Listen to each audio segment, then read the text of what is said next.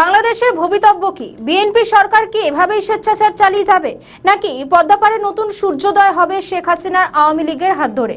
নতুন ভাবে নতুন নাম নিয়ে কি ফিরবে রিফাইন্ড আওয়ামী লীগ, যার দায়িত্বে থাকবেন কোনো নতুন নেতা? সূত্রের খবর, আপাতত রিফাইন্ড আওয়ামী লীগের আসার কোনো চান্স নেই। সাবেক স্পিকার শিরিন শারমিন বিদেশে যাচ্ছেন, ভারতে মোদী সরকারের ছত্রছায়া অন্তরালে রয়েছেন হাসিনা। সূত্রের খবর, বাংলাদেশের সংবিধান অনুযায়ী ইস্তফা দেননি হাসিনা, তাই তাকে সাবেক প্রধানমন্ত্রী বলে মানতে নারাজ সমর্থকদের একাংশ। অর্থাৎ দেশের জনমনের একাংশে এখনো শেখ হাসিনাই রয়েছেন। তারা বলছেন তুখোর নেত্রী তথা প্রধানমন্ত্রী হাসিনাকেই চাই, কিন্তু হাসিনার দেশে ফেরার রাস্তা এত সহজে খুলছে না। চাইলেই প্রত্যাপন্ন হবে না হাসিনার। এতে রয়েছে একাধিক রাজনৈতিক ও আইনি জটিলতা। একদিক থেকে যেমন হাসিনাকে ফের চাইছেন আওয়ামী লীগের নেতাকর্মীরা, তেমনি বিএনপির সুখের সংসার ছারখার করতে চাইছে এনসিপি, গুটি সাজাচ্ছে জামাত ইসলামও। কিন্তু কিভাবে? সূত্র বলছে বিএনপির এমন অনেক নেতা রয়েছেন যাদের জন্য দরজা বন্ধ করে দিয়েছে তারেক রহমানের সরকার, ফলে ওইসব নেতারা অন্য দলে চলে যেতে চাইছেন। এখানে বাজিমাত করতে চাইছে এনসিপি। তারা চাইছে ওইসব বিদ্রোহী নেতাদের দলে ভেড়াতে। সামনে রয়েছে বাংলাদেশের স্থানীয় ভোট। ওই নেতারা এনসিপিতে এলে তাদেরই শক্তি বৃদ্ধি হবে। পাশাপাশি আওয়ামী লীগের নেতৃত্বদের পুনর্বাসন দেওয়ার ব্যাপারেও ভাবছে এনসিপি। সম্প্রতি এক ছাত্রনেতা জানান, এমন কোন নেতাকর্মীরা দলে আসতে পারেন যারা দুর্নীতিমুক্ত।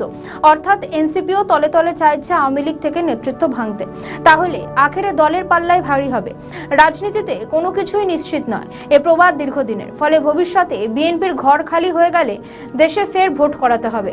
আর ততদিনে যদি হারানো গৌরব আওয়ামী লীগ ফিরে পায়, তবে ভোটের ময়দানে তারা ফের নামবে এবং তখন তারেক রহমানের সরকারের পতন নিশ্চিত, এমনটাই মত বিশেষজ্ঞদের একাংশের। তবে এসব কিছু নির্ভর করছে একাধিক ফ্যাক্টরের ওপর। নিজের দেশে একাধিক ইস্যুতে জ্বলছে বিএনপি। হামেদ দাপটে পরপর শিশু মৃত্যু, লোডশেডিং, জ্বালানি সংকট, এসব তো আছে। এরই সঙ্গে মধ্যপ্রাচ্যের যুদ্ধে আমেরিকার পায়ে পড়ে থাকতে হচ্ছে বাংলাদেশ সরকারকে। ওদিকে বাংলাদেশে ছড়ি ঘোরাচ্ছে চীনও, দাদাগিরি করছে ইরানও। সম্প্রতি হরমুজে বাধা পেয়েছে বাংলাদেশের সারবাহী জাহাজ। তাই সব দিক থেকেই কার্যত খেই হারিয়েছে তারেক রহমানের সরকার। এই পরিস্থিতিতে ভারতের সঙ্গে সম্পর্ক আরও তলানিতে ঠেকেছে বাংলাদেশের। সীমান্তে সন্ত্রাস মোকাবিলা করতে গিয়েও হিমশিম বিএনপি। নিচের ধাপে ধাপে শক্তিশালী করে তুলছে আওয়ামী লীগ।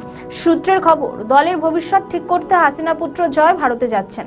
বাংলাদেশ সফরে আসবেন ভারতের হাই কমিশনার দীনেশ ত্রিবেদী। এছাড়াও শেখ হাসিনা এই কদিনেই বৈঠক করেছেন তার দলের বেশ কিছু নেতার সঙ্গে। প্রশ্ন, এসবই কি আগামী দিনের লড়াইয়ের ফের নীল নকশা, নাকি সময় নিয়ে শক্তি বাড়িয়ে ফিরবে আওয়ামী লীগ? উত্তর দেবে সময়।